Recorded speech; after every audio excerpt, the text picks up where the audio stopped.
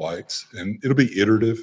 We'll come in a couple of times to get it dialed in where it's bright enough, but not so bright. And I could see situations where we know there's going to be a large event that we'll turn it up higher for, and then most of the time leave it at a set lumens that is a little bit lower. There was one spot in the parking lot. It's closer to Waringo Road, but it's closer to the Korean church. Seems like there wasn't a light post where I would have expected one. I don't know if that's something, if you ever get a chance down there at night to look at it to see. I'll go down there and look. It could be just because the lumens hadn't been turned up yet. But It probably is, and there's a couple of areas that due to some of the overhead easements, we had to kind of move them around. It wasn't set up as exactly how we would have preferred because of the power lines. So going back to Pine Hill Road, you mentioned guardrails go in on Wednesday. When will the road be open? Hopefully Wednesday. If the weather holds, it should be passable. Well, it was drivable today, except for that they were putting shoulder stone in. So other than workers being present, it's drivable. because it's a pretty big drop off. Mm-hmm. Yes, it's a pretty big drop off, and so that's why they're putting in the guardrails, and we've made a bunch of improvements that were needed, safety improvements and drainage.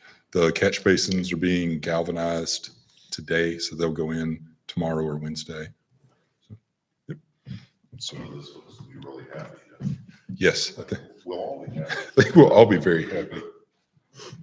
All right, so we'll start going around the room. Chief? I just wanted to let the commission know, since it's been asked a few times, we were able to reach out to the Carter County Sheriff's Office, who lost, I think, 9 of their vehicles, almost all of their vehicles in the recent flooding and the weather. And we will be donating to them one of the surplus Chargers. They're going to come down and pick it up next week. I know that they've had to get additional equipment, fire and EMS vehicles as well for the county. So they were very appreciative of our offer. We did agree to go ahead and donate the whole car plus equipment because they desperately need that. We'll be taking the radios out, but we'll be donating the car and the rest of the equipment directly to them next week. Will we be doing a press release for that? We probably will, yes, sir. Airport? So the terminal refresh will be done at the end of next month officially. We've got a lot of furnishings that are coming in we've been purchased from Wayfair. So we'll start putting that up. Furniture will be in at the end of next month as well. There was some of it that was back ordered, and so they did defer our shipment date until the end of the month next month. But we'll have that officially done. And then we did receive the solar lights, the order of that, the 64 lights that we ordered about 2 months ago. So we got those in. So we'll be, after the holiday, we'll start chipping away and putting those in. Good evening. Want to give you all an update. Hopefully in the next week or two. I'm waiting to hear back from the countertop people. They'll be changing out up where you're sitting there, the countertop, changing that to granite. So we might have temporary tables set up, and I've kind of given Rachel a heads up as well for court. So a lot's going to be, depending on how long it takes, because they'll have to pull it out. Then they'll have to have them cut, and I know it's not going to be that same day. It's going to be a few days' time, but hoping that it's going to be as minimally disruptive as possible.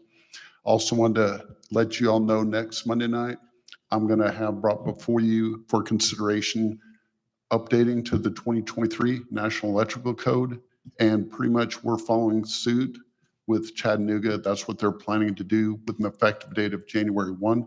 So just want to kind of forewarn you that that's coming up. Where's Hamilton County in that? They're at the 2020, which I'm not sure why they went to 2020. And as you well know, we have to be within 7 years of the most current published code according to Tennessee state law. And I think that's why Chattanooga is going to the 23 code. So that way at least we'll be good for a while rather than have to do it in a few years to update again. So that's kind of their reasoning behind that. So. All right, thank you. You're welcome. There's some updates from planning. The zoning ordinance is now done. So we're going to start rolling into the strategic plan. Probably really had that probably at the beginning of the year. I just got to get some stuff rolling on my end just to kind of get some contacts going. So expect that. And that's really it for planning. So question for you. Yeah. you had mentioned getting some more CEU hours, Some, continuing education hours. yeah, I'll send you guys that tomorrow. Okay. It's also YouTube. Okay. So I think everyone's just missing about 1 hour, so I can send that. I sent the draft audit to everyone a few hours ago, I guess. It looks really, really good, no findings. And I will try to get the auditors to come on December 16th to present that. The only other two things I have are the next 2 Sundays to be sure to hit the parade and the Christmas program. And looking forward to it. We, last minute, thanks to some of y'all's help, we had a big push on entries and it looks like we are going to be able to have a pretty decent parade this year. Right, do you have a ballpark idea, maybe at least 3 dozen? I don't recall, but more than 3 dozen. Yeah. It was a bunch and a bunch of people walking it, Mhm. et cetera. It went from a very small to a big outpouring very quickly the last week or 10 days. So I'll start with you, Commissioner Sadler. Hey, Oh, Christmas parade. yes. So you and I talked about, I think it's too complex, the way we have people register for it. Yes. Because several of the cities around, you just call the Parks and Rec person and they take care of it right there. Where you have to register and you have to go through the process. To me, it's time consuming and, you know, I've heard people say that they really didn't want to do that. Yes, we started having them just email Logan and Logan would do all the registering for them. Well, I know here recently, Tri-Community was told they had to fill out the Parks and Rec log or register for it and sign up. Yeah, we got it taken care of and they're having, honestly, they have 12 entries. But I mean, it's pretty recent.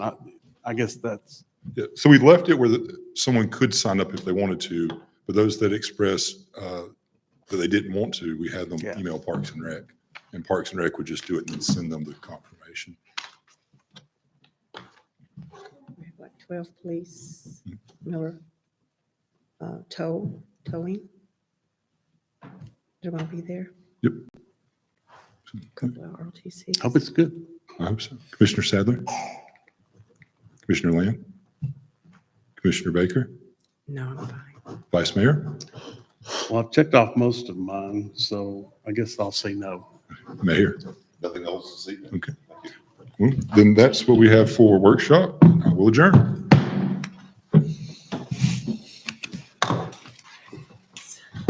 No, no. Thank you. I can't believe y'all. Awesome. Way too fast.